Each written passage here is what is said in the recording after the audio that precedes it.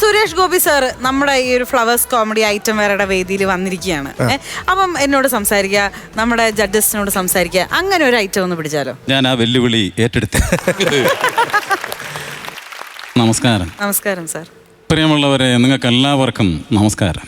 ഈ ഫ്ലവേഴ്സിൻ്റെ ഇത് ഐറ്റം വേറെ എന്ന പ്രോഗ്രാമിൽ വരാൻ കഴിഞ്ഞതിൽ വളരെയേറെ സന്തോഷം. പ്രത്യേകിച്ച് ഈ ഒരു സാഹചര്യം എന്ന് പറയുന്നത് 500 എപ്പിസോഡ് പിന്നിട്ട് നിൽക്കുന്ന ഒരു സാഹചര്യമാണ്. നമുക്ക് എല്ലാവർക്കും സന്തോഷം തരുന്നൊരു സാഹചര്യമാണ്.